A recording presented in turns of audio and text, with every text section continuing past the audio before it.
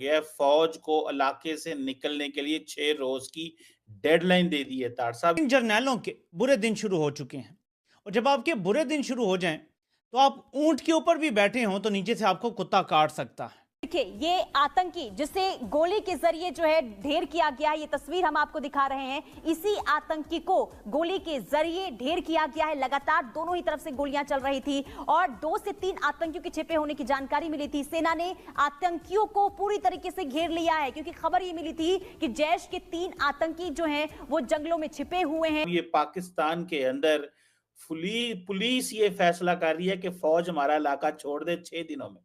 तार साहब, ये है गंडापुर की गवर्नेंस। खबर ये है कि 4 से 5 जो मुजाहिदीन हैं या जिन्हें टेररिस्ट भी कहा जाता है, उन्हें वहां पे मार गिराया है। पाकिस्तानी पब्लिक से बात करेंगे कि क्या वजह है, आए दिन यहाँ से लोग जाते हैं, अगर यहाँ से नहीं जाते तो कहाँ से लोग जाते हैं। और इसके बाद से लगातार पूरे इलाके को घेराबंदी कर ली गई थी। सर्च ऑपरेशन लगातार जारी था, जिसमें से ये जो पहली तस्वीर आपको दिखा रहे हैं, ड्रोन कैमरे के जरिए आतंकी को देखा गया है और इसे गोली लगी है, इसे ढेर कर दिया गया। मोदी जब आया था ना तो मोदी को हम बहुत बुरा समझते थे, ठीक है, पर उसकी पॉलिसी देखें वो अपने मुल्क को कहां से कहां ले गया। ऐसे ही है। हमारे जो वहाँ रिश्तेदार है ना, हाँ, उनको मुस्लिम होंगे, मुस्लिम है, जाहिर बात है मुस्लिम है, उनको महीने के अंदर ना 30 किलो राशन मिलता है हर घर को। Operations, of course, have now been launched. In fact, these are various terror encounters that were reported in different parts of the valley in Kishtwar. आप फौज की बात करते हैं, आपके इंटीरियर मिनिस्टर ने कहा था कि बलूचिस्तान पूरे का पूरा एक SHO की मार है। तो ये पता नहीं फिर ये कितना चल रहा है, कितना कौन चला रहा है, क्या उसका इरादा है। शायद वो पाकिस्तान को बचाना चाहते ही नहीं है, वो सोचते ही नहीं कि पाकिस्तान सांस ले। इस वक्त जर्नैलों का यही हाल है पाकिस्तान में।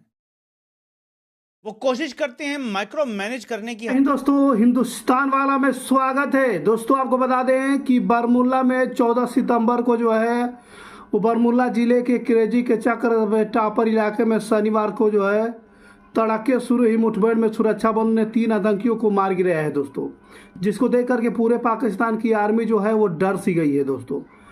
आपको बता दोस्तों कि शुरू में एक आतंकी मारा गया, जिसके बाद 2 आतंकियों को ढेर किया गया। सुरक्षा बल का जवान फिलहाल इस इलाके को घेर कर तलाशी अभियान चला रहे हैं दोस्तों।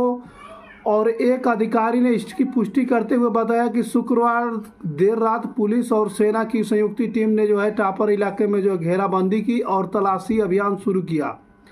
सुरक्षा बलों की संयुक्त टीम ने संदिग्ध स्थान पर की ओर बढ़ी और वहां छिपे आतंकियों को संयुक्त टीम पर गोलीबारी शुरू कर दी। इसके बाद मुठभेड़ शुरू हो गई। इस मुठभेड़ में अब तक 3 आतंकी जो है वो मारे जा चुके हैं, जिसको देख करके पाकिस्तान की आर्मी जो है वो कांपने लगी है दोस्तों।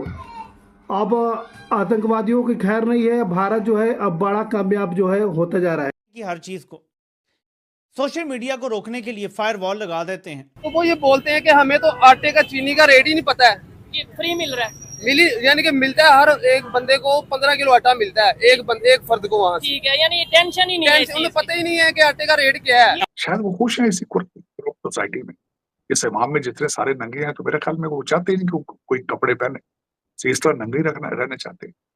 हाँ, ये है कि उनके प्रॉपर्टियां दिन ब दिन दुबई में के अंदर जमहूरियत काम नहीं कर रही और मुल्क में इंतहा पसंदी की गुंजाइश नहीं है। तार साहब, ये नेशनल प्रेस क्लब में इन्होंने को बात की और मैंने वहाँ पे खबर भी चल रही थी कि वहाँ पे किसी को उन्होंने इंटरव्यू दिया और जब इंटरव्यू दिया तो कुछ सवाल उनसे सख्त हुआ, तो बाद में उस बंदे से इंटरव्यू की पूरी वीडियो ही वापस ले ली गई। ये भी एक मैं देख रहा था इंडिया टुडे और बहुत सारे मीडिया हाउसेस में चल रहा था। ये राहुल गांधी अमेरिका में आके जो स्टेटमेंट्स दे रहे हैं, आपको क्या लगता है इसकी क्या वजूहात हैं? भारत में उनकी कंपोजर स्टाइल डिफरेंट था, अमेरिका में आके ऊपर से नरेंद्र मोदी भी अगले हफ्ते अमेरिका में आ रहे हैं। आप उनको कैसे देख रहे हैं, ये जो राहुल गांधी ने स्टेटमेंट दी है? जी साहब, पहले मैंने जिस तरह आपको कहा था, मैं समझता था कि ये इनकी मैंने कुछ स्पीचें सुनी जिसपे मुझे थोड़ा सा शक था। इन्होंने लोकसभा के अंदर कुछ स्पीचें मैंने इनकी सुनी है, वहां पे मुझे थोड़ा डाउट था इनकी ज़हनी हालत पे या इनकी नशो-नुमा पे, वो मैं समझता। लेकिन यहाँ जो आके जो स्टेटमेंटें दे रहे हैं और बिलखसूस वो जो शर्मा साहब है, जो जर्नलिस्ट जिनके ऊपर ऑलमोस्ट तशद्दुद टाइप इन्होंने किया है, जिससे उनका फ़ोन छीन लिया गया था, उससे मैं बिल्कुल इनको समझता हूँ। जो इन्होंने वो खासकर सिखों के हवाले से स्टेटमेंट दे दी, फिर जमहूरियत के बारे में स्टेटमेंट दे दी, मुझे मैच्योर नहीं लग रहे। मुझे ये बड़ा एक तशवीशनाक चीज़ नज़र आ रही है कि एक बहुत बड़ी पार्टी है कांग्रेस भारत के अंदर, और उसको उसके ये हेड है, और बल्कि ना इनका टाइटल ये है कि ही इज अपोजिशन लीडर।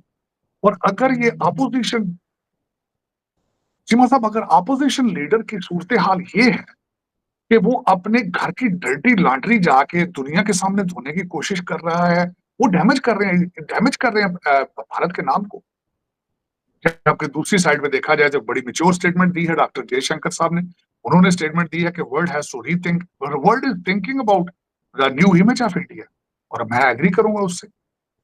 जिस तरीके से भारतीय डायस्पोरा, भारतीय टेक्नोक्रेट्स पूरी दुनिया पे ग्रो कर रहे हैं, world has to think to change the image of India. लेकिन अब राहुल गांधी साहब जिस तरह की पिक्चर पेश कर रहे हैं, अफसोस, बहुत सख्त अफसोस। मेरे जहन, मुझे बहुत तकलीफ हुई उनकी ये बातें सुन के कि उन्होंने एंटी इंडियन बातें की यहाँ के वाशिंगटन डीसी के अंदर। बिल्कुल अच्छा मायूब लगता है कि आप किसी फॉरेन कंट्री में जाके और अपोजिशन लीडर हो आप, और आप एक बहुत बड़ी पार्टी को हेड कर रहे हो। हालांकि आपके नाम के साथ गांधी ना होता तो आप शायद कहीं छोले बेच रहे होते इंडिया में, लेकिन ये कि आप उसका फायदा गलत उठा रहे हैं, गलत फायदा उठा रहे हैं। गांधी डायनेस्टी, मैं आपको देख के तो मेरी नजर से गांधी साहब की जो है वो इज्जत कम होती जा रही है। Is a huge leader, is a pillar, और आप इस तरह की स्टेटमेंट दे रहे हैं, इमेच्योर स्टेटमेंट। और एक वो जो जर्नलिस्ट के ऊपर तशद्दुद आप ऑलमोस्ट कर रहे हैं, आपकी पार्टी के आपके लोग। बहुत अफसोस हुआ। फिर अगले दिन आपने सिखों की जो दिल आजारी की है कि वो कड़ा नहीं पहन सकते, वो पग नहीं पहन सकते, वो गुरुद्वारे नहीं। वो यार देखो तो सही, उनका आर्मी चीफ सदा सिख होता है यार, कैसी बातें कर रहे हैं। दोस्तों आपको बता दें कि भारत की जीत के आगे झुक गया चीन और गलवान घाटी समेत 4 जगहों से पीछे हटी सेना। 75% दुश्मनी आगे आग हुई ठंडी। दोस्तों आपको बता दें दोस्तों कि गलवान घाटी झड़प की ओर 4 साल हो गए हैं, तभी से भारत और चीन के रिश्ते जो है तलख हो गए हैं थे। चीन लगातार गलवान घाटी में डटा हुआ था, लेकिन अब यह तलखी धीरे धीरे दूर होती जा रही है। दोस्तों दरअसल 4 साल पहले गलवान घाटी में डटे रहने के बाद चीन ने वहां से अपने सैनिकों को पीछे हटने को कहा, लेकिन सवाल यह है कि 4 साल बाद आखिर ऐसा क्या हुआ जिससे चीन ने अपने सैनिकों को वापस बुला लिया है।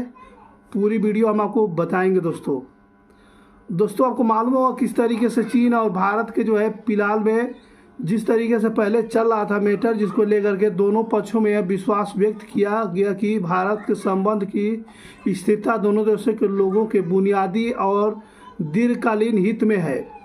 यह क्षेत्रीय शांति और विकास के लिए बहुत ही अनुकूल है दोस्तों।